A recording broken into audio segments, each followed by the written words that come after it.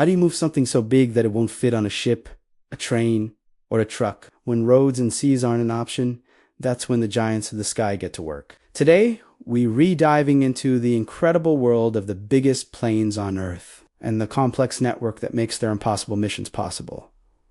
First, what does biggest even mean? It's not just about wingspan or length. For air cargo, it's about payload, how many tons it can lift. It's about volume, how many cubic meters of space are inside. And it's about the size of the door can even fit a massive piece of equipment through it. The kings of this world are planes like the legendary Antonov An-225 and its sibling, the An-124, along with specialized giants like the Airbus Beluga and the Boeing Dreamlifter. For more standard heavy freight, the Boeing 747-8 freighter and the 777FR, the workhorses, each excelling at either carrying extreme weight or bulky volume. One of the coolest features separating these giants is how you load them.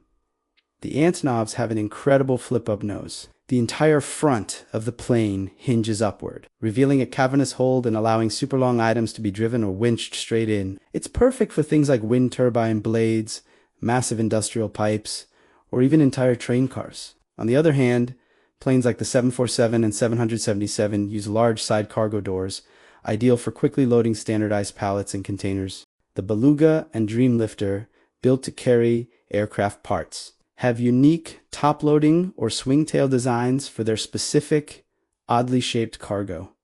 So what are they carrying? Literally anything you can imagine that's too big or needed too urgently for other transport. We're talking about colossal jet engines being flown to a grounded airliner, gigantic satellite containers on their way to a launch site, chemical refinery columns, and sometimes even luxury yachts. The cargo is as varied as it is massive. But you can't just shove a 100-ton piece of machinery inside and hope for the best. This is where the loadmaster becomes a hero.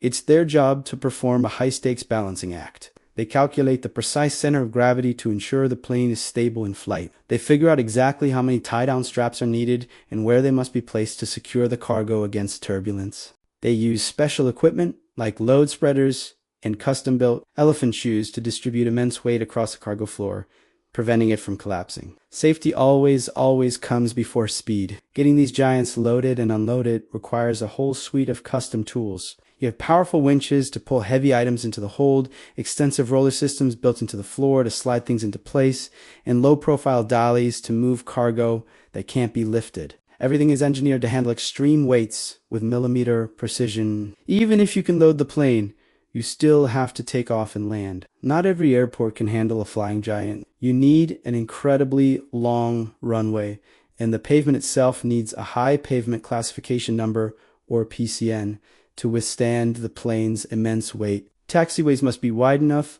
parking stands big enough, and you have to account for the powerful jet blasts that can send smaller vehicles flying. Only a select few airports worldwide are equipped for these operations. And the paperwork?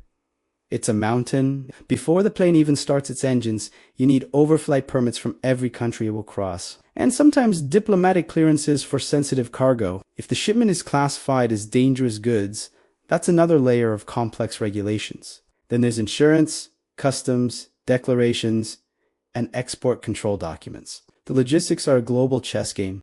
When planning the route, pilots don't just fly in a straight line. They follow great circle routes to save fuel, but these long journeys often require tech stops. Places like Anchorage, Alaska have become vital hubs for trans-Pacific flights. A plane might land there not because it's the final destination, but to refuel, swap crews, or clear customs before continuing its journey.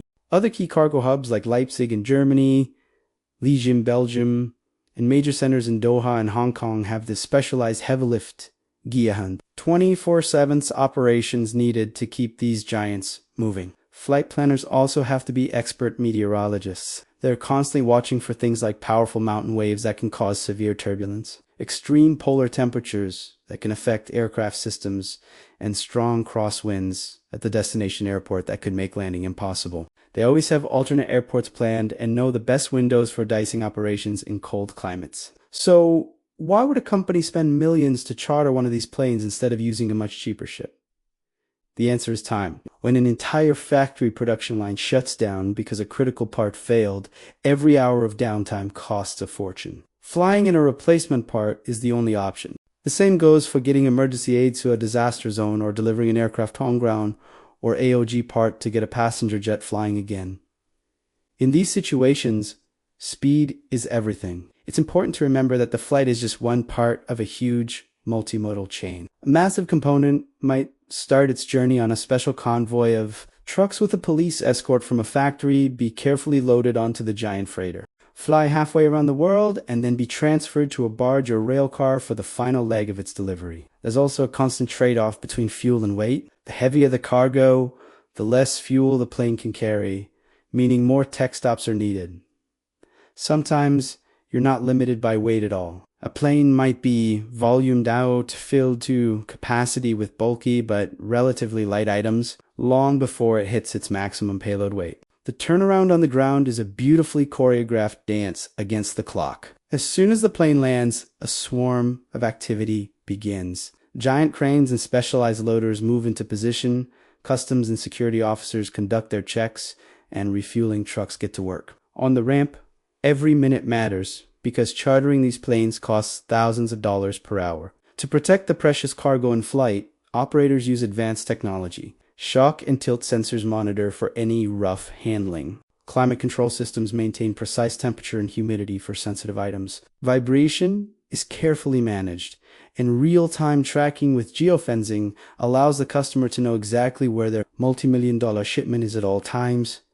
The cost to charter these planes is staggering. It's based on a spot market, meaning prices fluctuate with demand. You pay an hourly rate often with a minimum number of block hours, and you also have to cover the cost of the positioning leg, the flight to get the empty plane to your location in the first place. Only a handful of niche operators and the aircraft manufacturers themselves fly these planes, so their availability can dictate the entire project schedule. Looking ahead, the mission to move the impossible continues to evolve. We're seeing a trend towards even bigger volume solutions, like Airbus now offering its BelugaXL for commercial charters. Planning software is getting smarter, optimizing routes and fuel loads more efficiently. And like the rest of aviation, there's a push toward greener, more sustainable fuels. The planes may change, but the fundamental challenge remains the same: to connect the world by conquering the tyranny of distance and size. Thanks for watching. If you found this look into the world of mega air freight fascinating, be sure to hit that like button and subscribe for more deep dives into incredible engineering. See you next time.